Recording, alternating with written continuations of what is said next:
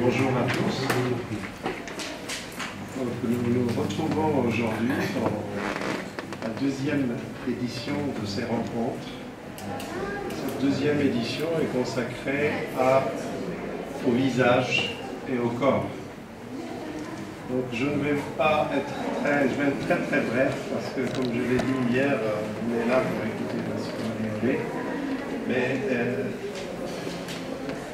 je crois que c'est un sujet qui est d'une brûlante actualité parce que comme vous l'avez tous remarqué, le visage aujourd'hui fait l'objet d'une espèce de surenchère dans laquelle nous pouvons repérer deux grandes stratégies.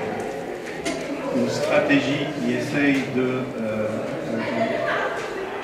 d'occulter ou de cacher le maximum du visage ou du corps, et une autre stratégie antithétique qui essaye de dévoiler ou d'exhiber le maximum de ce qui peut être exhibé.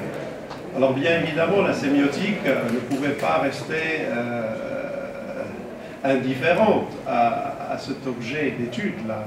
Donc, je rappelle très brièvement quelques grandes réflexions, on va dire. Je rappelle Jacques Fontanille, Séma et Soma, qui était en quelque sorte une sorte d'événement. Je ne vais pas m'attarder, tu auras sûrement plein de choses à dire, plus intéressantes. Je rappelle aussi en Amérique latine les travaux de José Enrique Final, en ce qui concerne la corposphère. Et puis éventuellement, je rappelle aussi certains travaux de certains, ce que j'appelle certains snipers, ces métisseurs snipers, notamment Gianfranco Marrone et d'autres personnes. Donc, j'ai très envie d'en parler davantage, mais je dis qu'on est là pour t'écouter. Je te cède la parole et je te remercie encore. Donc, merci, chers collègues, chers amis. C'est toujours un plaisir d'être là à Meknès. Je vous remercie tous et toutes pour assister à cette conférence. Dans les réseaux sociaux, chacun n'est souvent qu'un petit carré lumineux. Certains salueront le côté démocratique de cette standardisation. Des millions d'individus, tous réduits à la même minuscule quadrature. On a beau s'évertuer à remplir ce petit carré de couleurs chatoyantes dans l'espoir d'y insinuer quelque chose comme un récit personnel, leur aspect standardisé s'impose, accentué par l'allure géométrique de leur présentation insérée à la manière d'interminables cohortes d'insectes numériques rangés en ligne ou en colonne. On peut rêver tout ce qu'on veut quant au contenu, mais la forma ce petit carré demeure inaltéré. C'est lui qui fait à la fois le succès social et la réussite commerciale du réseau social. C'est lui qui est vendu aux usagers et qui circule entre actionnaires. Cette morphologie contraignante qui homologue toutes les vies a échappé à l'attention des analystes, même les plus critiques.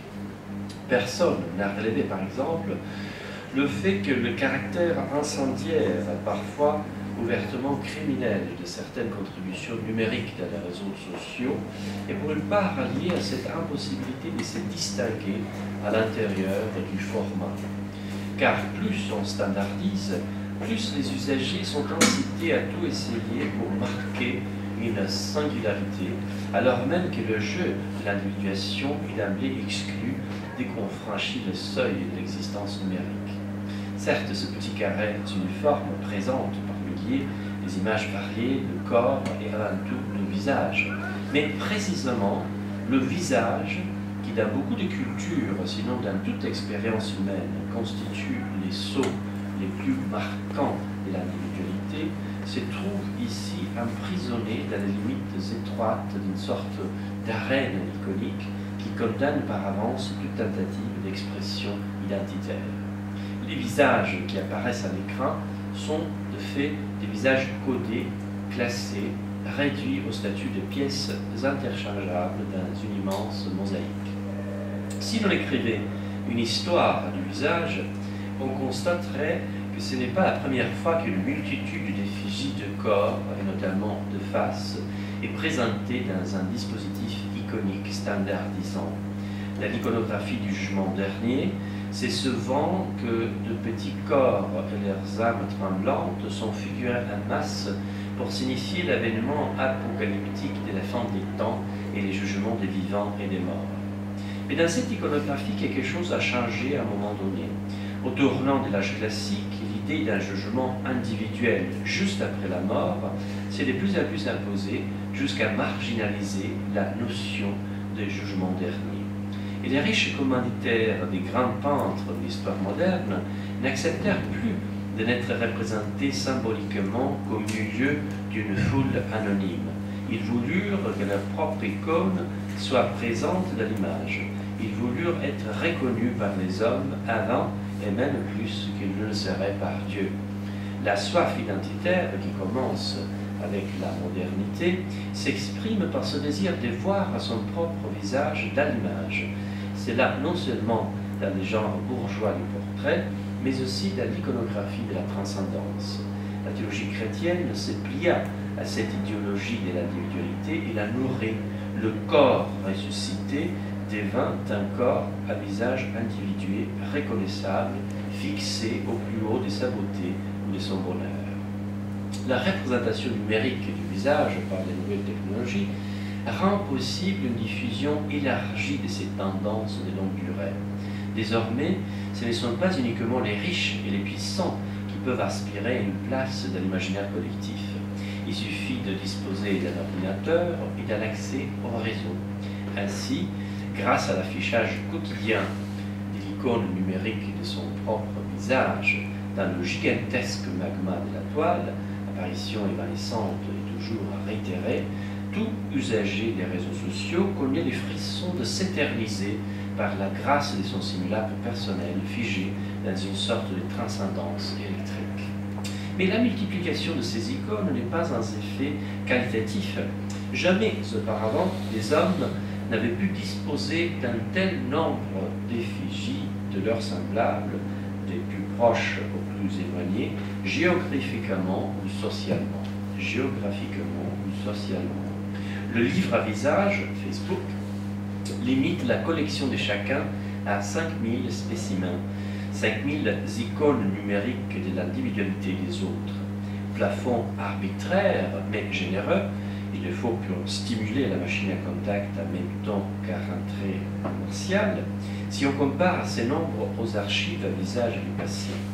Jusqu'il y a peu, seul l'État, la police ou les services secrets pouvaient stocker une quantité aussi vertigineuse d'images codifiées et standardisées de visages d'autrui. Bien sûr, la standardisation n'est pas aussi codifiée sur la toile que dans les archives policières, mais l'effet qu'elle s'impose sur le mode d'une bureaucratie soft, fondée sur des paramètres informatiques, plus généralement au nom des critères du format, la rend peut-être plus pernicieuse encore. C'est dans ce cadre qu'aujourd'hui, chacun cède volontairement aux réseaux sociaux l'image de son visage, avec évidemment beaucoup d'informations attachées. Il se voit en même temps octroyer la possibilité d'archiver dans son propre espace numérique une énorme quantité de visages d'autrui transformés en icônes parfaitement homogènes et manipulables. Si le premier aspect de cette inflation a été souvent souligné, paranoïa de l'intimité, toujours quelque peu paradoxal de la part de ceux qui jouent le jeu des réseaux sociaux, le second a été régulièrement négligé. Qu'advient-il donc lorsque, par des moyens techniques très facilement accessibles, le pouvoir est donné à tout individu de collectionner une quantité inouïe d'icônes de l'identité d'autrui et de les manipuler dans toutes sortes d'opérations d'ordre à la fois numérique et social? Il est temps que la sémiotique considère cette question et s'engage dans l'un des domaines les plus inquiétants de l'esthétique sociale contemporaine, à savoir la faillite de la singularité. À cet égard, un sémioticien occupé par le grain des relations sociales ne peut se satisfaire d'enquêtes quantitatives, encore qu'elles puissent être utiles, ne serait-ce que pour corroborer ou falsifier certaines intuitions. Dans l'esprit de Walter Benjamin, de Roland Barthes, de Michel de Certeau, d'Erving Goffman ou plus près de nous de Landowski, il doit accepter une tâche plus risquée, la quête de traces subtiles anticipant des tendances culturelles majeures. Les menus phénomènes d'interaction quotidienne entre les hommes, entre hommes et textes, entre textes, deviennent alors autant de matières invitant à exercer l'art difficile de l'intuition, suivi par les procédures de systématisation sémiotique.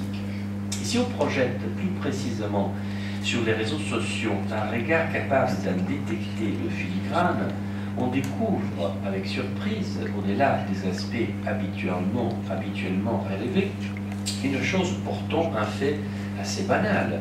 Ce réseau, et surtout le plus connu d'entre eux, nous prédispose, nous encourage et presque nous force à traiter le visage des autres comme autant d'icônes standardisées, homogénéisées, uniformisées, vouées à être manipulées sans résistance aucune. Dans l'interaction sociale non numérique, du moins dans les cultures modernes, les visages est le lieu par excellence de la manifestation de soi. En conséquence, il est vécu aussi comme le lieu par excellence de la manifestation de l'autre.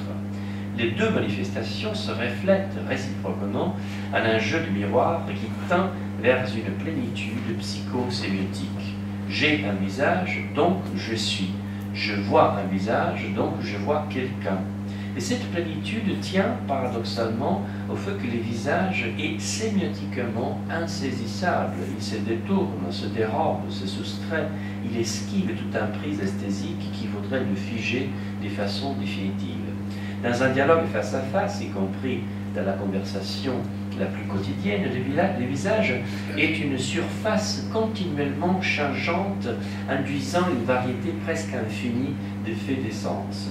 Si le visage est, comme on dit, la porte de l'âme, c'est de manière toujours imparfaite, opaque, partielle, comme ces portes entrouvertes qu'on voit dans les villages d'Italie méridionale, derrière lesquelles on imagine une famille, toute une vie, du sens. C'est à raison de cette motilité consubstantielle du visage qui parfois, au contraire, résiste au déchiffrement justement par son immobilité ou par l'absence d'expression, telle une tête des sphinx indéfiniment interrogée, qu'Emmanuel Levinas et d'autres philosophes du visage en ont fait les noyaux d'un sentiment indépassable d'humanité. Dans l'opposition aussi célèbre qu'est souvent mal comprise entre face et façade, s'exprime chez Levinas la dialectique entre l'homme et la chose, entre une surface signifiante derrière laquelle l'humanité se cache et une surface signifiante sur laquelle les soi apparents s'affichent selon un code déchiffrable. La plus complexe des façades, celle de Notre-Dame de Paris, ne sera jamais aussi indéchiffrable que le visage d'Esmeralda. En suivant Levinas, c'est précisément dans ce que le visage a continuellement de plus fuyant que nous reconnaissons la liberté de l'autre en tant que symétrique de la nôtre. Notre existence la plus profonde, mais également notre liberté la plus profonde, découle de cette situation à la fois accablante et enthousiasmante. Nul ne peut apprivoiser les visages de l'autre. Ce que la philosophie de Levinas décrit existentiellement, la sémiotique des régimes d'interaction d'Eric Landowski le saisit parfaitement d'un point de vue esthésique. La perception, aperception du visage d'autrui, ne peut que faire l'objet d'une interaction risquée où ce qui compte n'est ni l'abandon au pur aléa, je ne comprends pas ce visage donc je m'en détourne, ni l'imposition par la manipulation d'un esclavage, j'oblige ce visage à devenir le masque préprogrammé de mon propre égotisme, une sorte de miroir humain, mais un ajustement continu dont la figure la plus sublime est peut-être la conversation amicale. Je regarde le visage de mon ami non pas pour le manipuler, ni même comme la surface où s'affiche un inconscient mystérieux et tyrannique. Si je le regarde, c'est pour m'y ajuster, pour faire en sorte que l'essence du vivre ensemble jaillisse non pas de ma volonté de puissance ou de l'abandon à une puissance extérieure, mais de l'harmonie qui s'instaure entre deux esprits qui s'entendent. C'est la tristesse se dessinant sur mon visage lorsque l'ami me raconte une histoire triste, ou la joie que ma face affiche lorsqu'il manifeste son contentement. C'est cette capacité à nous, les humains, de réagir subtilement au visage de l'autre qui est le véritable cœur du vivre ensemble. De plus, ce vivre ensemble devrait accueillir aussi, dans l'esthétique de l'ajustement, les êtres vivants non humains qui nous répondent et interagissent avec nous, sinon à proprement parler par leur visage, du moins par les formes et les mouvements qu'ils offrent à notre regard et à notre sensibilité. Qui ne s'est jamais ému en caressant un chat abandonné, en sentant à la fois sa tristesse inconsolable et sa gratitude pour qui, en le caressant, soulage sa solitude? Mais ce n'est pas seulement les vivants qui interagissent avec nous par ces ajustements subtils. Les objets aussi nous parlent et nous demandent d'apprécier en profondeur leur singularité, car la singularité inscrite dans les objets n'est au fond qu'une expression des singularités humaines qui les ont fabriquées et que nous pouvons apprécier par leur truchement. C'est ce qui fait la valeur profonde de l'artisanat et de ses créations. Il tient à l'inépuisable singularité qui révèle leur imperfection. J'ai regardé hier plusieurs dizaines de tapis berbères, et la beauté de ces tapis, ça réside exactement dans leur singularité, dans leur imperfection. Chacun est parfait parce que chacun est imparfait de façon différente. J'ai beaucoup de pratiques des tapis persans. Donc un tapis persan fabriqué à la machine peut être très beau, resplendissant par la régularité de ses nœuds. Mais la supériorité esthétique d'un tapis fait à la main tient à ce que, même fabriqué par les plus habiles des tapissiers, s'y glissent des coquilles textiles, des pentimenti, comme on dit en italien lorsqu'on parle des pentiments de la peinture, de soie, de nœuds imparfaits. Nous vénérons cette imperfection, car comme Grémas l'avait compris, c'est à elle et par elle que nous interagissons avec la singularité d'un être humain, avec les récits existentiels d'humains marqués par le travail, qui a cherché la perfection, mais a dû céder à son humanité, à sa fatigue peut-être le soir venu, à la singularité d'une lumière trompeuse projetée par une chandelle vacillante. À l'opposé, il est triste de constater combien nombreux dans nos sociétés sont ceux qui désirent, regardent, achètent des objets sans les connaître véritablement, sans saisir la singularité humaine qu'ils incorporent, qui souvent se manifeste précisément par leur imperfection. Cette cécité n'est pas due uniquement à la lente mort de l'artisanat. Les produits industriels peuvent eux aussi exprimer un visage, celui des designers qui les ont conçus et ont essayé d'y projeter quelque chose de leur singularité. Mais qui, achetant des vêtements dans un de ces magasins à bas prix qui envahissent maintenant tous les centres-villes du monde, a la patience, le souci de s'ajuster esthétiquement à la singularité de chaque article, non pas simplement en lisant leurs étiquettes, de plus en plus incompréhensibles, mais en les tâtant, en les caressant, en cherchant à deviner de quelle source de vie ils proviennent. Aujourd'hui, lorsque les vêtements ne sont pas faits de mélanges synthétiques, leurs étiquettes se bornent à indiquer qu'il s'agit de laine ou de coton. Mais de quelle laine, devrait-on se demander? Et de quelle partie du monde? De quel élevage? On oublie que la vie singulière d'un animal, d'une plante, mais aussi d'hommes et de femmes, se cache derrière le moindre objet que nous consommons. Il ne s'agit pas de développer un néo-esthétisme stérile, mais de rendre au monde son visage en cherchant à s'y ajuster. Qui, même parmi les intellectuels, avant d'acheter un livre, le renifle pour repérer sur quel type de papier il est imprimé. Cela non pas par une sorte de snobisme, mais parce que la qualité du papier est le signe d'une histoire singulière. Un des problèmes majeurs touchant l'évolution actuelle des mentalités est que nous sommes de moins en moins capables de découvrir la singularité qui se cache dans une vie d'homme. Non seulement les objets ne nous parlent plus, mais nous attribuons le même mutisme aux plantes, aux animaux et aux personnes qui nous entourent. Cet aveuglement commence avec l'oubli des œuvres d'art.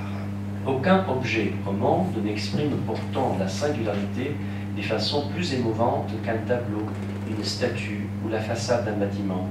Or, il suffit d'observer un instant les visiteurs d'un musée pour noter un phénomène aussi connu qu'inquiétant. Des kyrielles de touristes qui, au lieu d'admirer les pièces exposées et les considérer comme les produits d'inspiration singulière, arpentent les salles au pas militaire, brandissent leurs caméras ou leurs smartphones comme des fusils, photographient tout et donc rien, en oubliant de regarder, de s'attarder devant un tableau ou un autre pour en comprendre le jeu des lignes, des formes, des couleurs. N'ayant cure de s'ajuster avec patience au projet d'essence que l'artiste a déposé dans une forme, et que cette forme restitue de façon autonome. De tels visiteurs n'ont qu'une obsession, le stockage machinal et systématique de petites icônes numériques standardisées et universellement manipulables. Ce qui importe n'est plus la relation esthétique, amicale ou même amoureuse avec l'œuvre, mais les sentiments d'une toute-puissance technique permettant de transmettre à son gré des paquets d'images par les voies protéiformes des réseaux sociaux. Il est même arrivé, paraît-il, que pour s'offrir un selfie devant une œuvre, des touristes aillent jusqu'à la renverser, alors que devant l'art, un regard attentif découvre l'autre et se révèle à soi-même, le regard du selfie, la reproduction stéréotypique de soi-même, détruit la singularité de la création, parfois jusque dans sa matérialité. L'art, devenu objet d'exploitation commerciale, n'est plus alors pour le spectateur qu'un prétexte à une programmation technique du regard qui annihile la création artistique en la transformant en un gadget de son propre goût. La même cruauté consistant à annihiler la singularité de l'autre caractérise le type de relations que les réseaux sociaux incitent à entretenir avec le visage d'autrui. Assez hypocritement, dans des polémiques venimeuses autour du voile islamique intégral, on s'est beaucoup inquiété en Occident de la disparition du visage, ou plus exactement de son occultation. Ce masquage, à lire non pas comme un scandale anthropologique, mais comme répondant à une conception différente de l'interaction, serait effectivement préoccupant si on devait l'interpréter comme fondé sur une conception privant les corps féminins de toute singularité. Mais on est beaucoup moins inquiété d'autres formes de disparition qui ne concernent pas moins le visage, les trésors de singularité qu'il traduit. Nous en trouvons pourtant un bon exemple tout près de nous. Dans les universités italiennes, comme dans beaucoup d'autres systèmes académiques en Europe et ailleurs, les enseignants sont de moins en moins encouragés à considérer les étudiants comme des visages, comme des singularités chargées d'une histoire personnelle, unique, irremplaçable. La bureaucratie informatique les transforme en numéros de matricules gérables automatiquement par des machines ou par des hommes fonctionnant comme des machines. Et les étudiants eux-mêmes s'identifient de plus en plus avec les masques informatiques que la bureaucratie leur impose, standardisant toujours davantage les approches du savoir et de la culture. Rien là d'innocent. L'escamotage des singularités permet au système administratif et en dernière instance économico-social de faire abstraction de l'histoire personnelle, notamment des difficultés ou des souffrances qui se cachent derrière chaque visage d'étudiant et en même temps s'y expriment.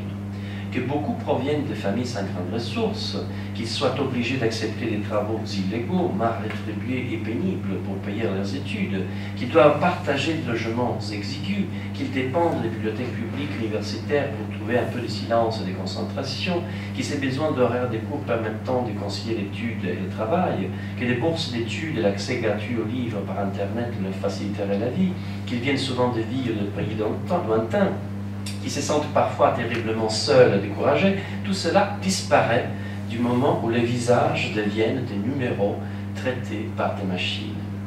Une fois ainsi oubliées les singularités, la bureaucratie, à l'instar de toutes les institutions policières du monde, se constitue des archives. Des archives qui ressemblent beaucoup à celles si bien étudiées par Foucault, mais avec ceci de plus pernicieux que la chose ne se présente plus comme une activité de contrôle, mais tout banalement comme une machinerie de simple gestion. C'est pour mieux gérer, nous dit-on, qu'on réduit les visages à des numéros. Mais cette logique de gestion n'est pas neutre. Elle traduit au contraire une idéologie une attitude anthropologique, ou plutôt anti-anthropologique, commandant de ne pas s'ajuster aux autres, mais à l'inverse, d'attendre que ce soit eux qui s'adaptent à des programmations préétablies. Ainsi, transforme-t-on des sujets en non-sujets inertes et standardisés, de façon à éliminer toute singularité qui pourrait tarailler la machine. Alors que les étudiants de la plupart des universités pourraient tout simplement décider eux-mêmes quoi étudier, avec des indications très générales qui leur seraient données par des professeurs ayant un peu plus d'expérience d'eux, les voici désormais contraints d'étudier ceci ou cela conformément à des parcours de plus en plus bureaucratiquement prédéterminés et d'une complexité croissante. Et, cercle vicieux, le caractère labyrinthique même de ces programmations justifie un retour à l'usage des machines en même temps qu'il coupe les étudiants du sens véritable de ce qu'ils sont en train de faire.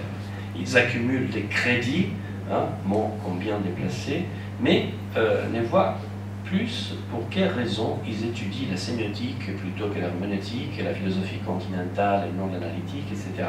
Alors qu'ils devraient parvenir peu à peu à maîtriser les savoirs de leur communauté, c'est le savoir de leur communauté bureaucratiquement imposé, mécaniquement transmis qui les domine.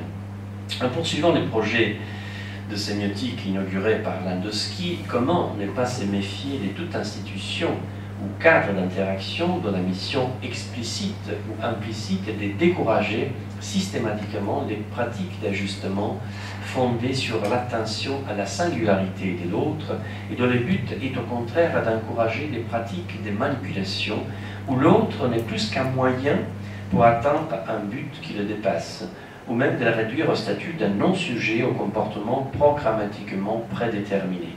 Ainsi, en va-t-il dans le régime policier qui soumet la singularité des individus à un ordre politique ou économique bafouant leur dignité. Mais de façon plus subreptice, c'est aussi le cas avec ces grandes machineries globales qui sont les réseaux sociaux, véritable bureaucratie du narcissisme. Bien qu'à l'échelle globale, ils aient rendu possible des interactions dont les résultats sont souvent intéressants et libératoires, on ne peut ignorer que la majorité d'entre eux visent des profits économiques et financiers, majoritairement destinés à certaines régions du monde bien connues, en exploitant le narcissisme global, actuellement la première religion de la planète. C'est effectivement en titillant la disposition sociale à la manipulation narcissique de l'autre que les réseaux sociaux, sous prétexte de faciliter une conversation devenue globale, accumulent du capital privé. En conséquence de quoi, le livre à visage nous propose sans relâche de nouveaux amis et nous invite avec insistance à suivre son fondateur en proclamant qu'une humanité plus connectée sera meilleure, plus ouverte et plus pacifique. Contre cette rhétorique, au moins deux objections s'imposent. En premier lieu, nul doute que dans l'histoire de l'humanité, la solitude et la non-connexion aient produit autant, sinon plus d'effets positifs que la connexion. Pourquoi faudrait-il être constamment connecté? Ne peut-on pas choisir de vivre comme un stylite ou comme l'une de ces populations qui cultivent farouchement leur indépendance et le désir de rester non contacté? D'autant plus que l'obsession de la connexion permanente, cette aurore vacui qui amène à vivre les moindres instants de solitude comme la privation d'une confirmation narcissique de sa propre existence, a pratiquement pour effet d'exclure tout travail de création. Au point que désormais, pour beaucoup, être auteur se ramène à bâcler un bouquin en quelques mois, puis à faire la promotion des années durant sur le web. En second lieu, n'est-il pas évident que ce qui compte n'est pas la quantité des connexions, mais leur qualité? Le livre à visage nous pousse à compter nos amis, à en faire l'objet d'une compétition numérique et de la même façon que le système universitaire conduit les chercheurs à rivaliser en termes quantitatifs. C'est à qui obtiendra le plus de citations, publiera le plus d'articles, aura le plus d'amis. Cette comptabilisation est en outre assortie d'une rhétorique visuelle à base d'émoticônes de plus en plus sophistiqués, conçus pour accompagner les 1000 petites icônes de ces visages amis. Ainsi, finit-on par se croire plongé dans une société virtuelle amicalement rassemblée autour de soi. Mais ce qu'on nous vend ainsi, c'est en réalité tout au plus les plaisirs infantins et inévitablement cruels de jouer avec les visages et par là l'existence même des autres.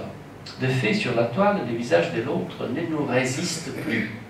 Transformé en petit timbre existentiel standardisé, il apparaît à l'écran sans jamais nous demander de nous ajuster à lui. Et s'il commence à nous déranger, la solution est très simple. Étant donné la totale malléabilité de cette communauté purement virtuelle, on l'efface, ni plus ni moins. Notre livre à visage est donc au fond comme un tapis perçant fait à la machine. Il manque d'imperfection et par suite d'existence humaine réelle. Toutes les singularités y sont aplaties dans l'articulation émotionnelle élémentaire du « like ».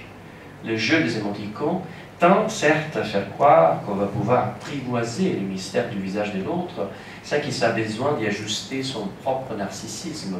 Mais dans ces conditions, quel déconvenu lorsqu'on finit par se rendre compte que cette machinerie graphique et bureaucratique ne saurait en définitive nous apporter aucune satisfaction de cet ordre, puisque si nous n'avons pas à nous y ajuster aux autres, les autres n'ont pas davantage à s'y ajuster à nous. Notre regard qui réifie le visage d'autrui est le même que celui par lequel les autres réifient notre propre visage. Plus largement, ce formatage des visages et des singularités existentielles est en train de changer sous nos yeux l'anthropologie des relations humaines. Autant, d'un côté, tout le monde est conscient des bienfaits liés à la possibilité de vivre et d'agir dans une communauté virtuelle élargie, potentiellement infinie et globale, autant, de l'autre, il échappe à la plupart que la logique essentiellement quantitative de cette bureaucratie émotionnelle, en nous amadouant par sa rhétorique visuelle hypnotisante, instaure en fait une idéologie de la non-relation. Toute connexion pouvant à chaque instant être éliminée sans entrave et rapidement remplacée par une connexion alternative, c'est la relation même qui perd toute valeur singulière. Évolution plus inquiétante encore, cette idéologie des relations numériques est en train, surtout parmi les nouvelles générations, d'envahir aussi le monde des relations non numériques. C'est ainsi notamment qu'on tend aujourd'hui à ressentir de moins en moins ce que peut signifier perdre quelqu'un, tout un vécu partagé qui soudain disparaît avec la fin d'une amitié ou d'un amour ou la mort d'un proche. À l'idée tragique mais anthropologiquement saine du caractère irremplaçable du visage de l'autre qui nous quitte, se substitue une vision intrinsèquement violente, où l'autre, simple jouet d'un miroitement narcissique, n'est plus qu'une marionnette sans histoire ni véritable visage. Avant que cette idéologie quantitative des relations sociales nous condamne à la perte complète de la valeur singulière de tout visage humain, ce qui serait le triomphe d'un système politique et économique totalitaire, les sémioticiens doivent intervenir en soutenant avec force que l'amitié est une chose qui ne se compte pas, mais qui se raconte, que c'est un lien fait de mémoire, de fidélité et même de souffrance à la faveur duquel on se découvre soi-même, non pas dans une compétition cumulative et dans la manipulation des autres, mais par un regard qui, parce qu'il cherche à s'ajuster, exactement, parce qu'il cherche à s'ajuster à la singularité d'autrui, peut en retour être gratifié par le regard d'autres sujets qui lui rendent justice. Je vous remercie. Bien,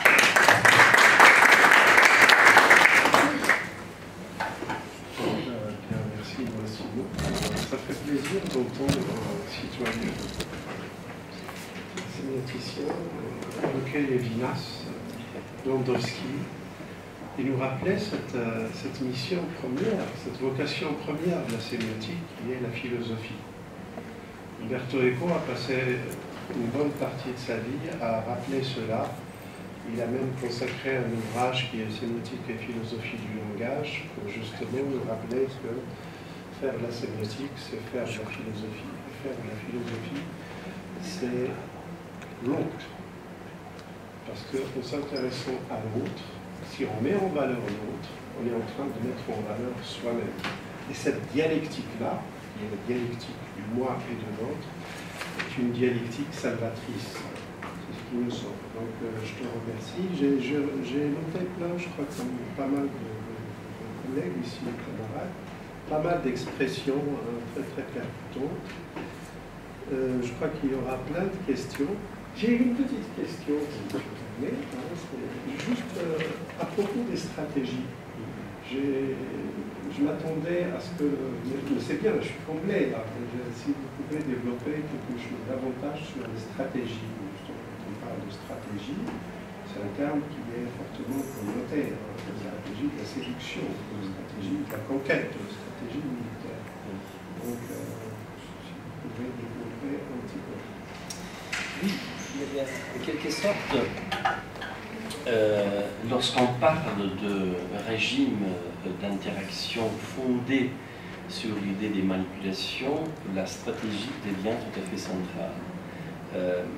Parce que ce qui compte, c'est justement de conquérir l'autre de cette forme standardisée, de cette forme numérisée, et d'en faire l'un des éléments de son archive personnelle. Par contre, lorsque la stratégie,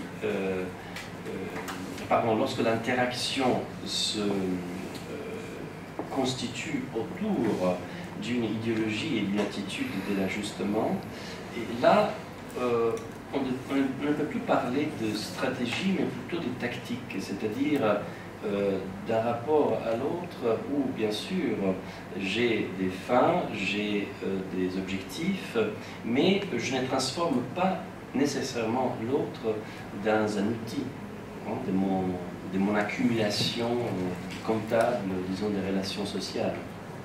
Donc, je crois que là, la différence qui a été posée par notamment Michel Desserteaux entre stratégie et tactique est très importante parce qu'elle nous permet de voir que si nous acceptons cette conception manipulatrice des relations sociales, où ce qui compte c'est leur accumulation narcissique, eh bien nous sommes dans les domaines de la stratégie.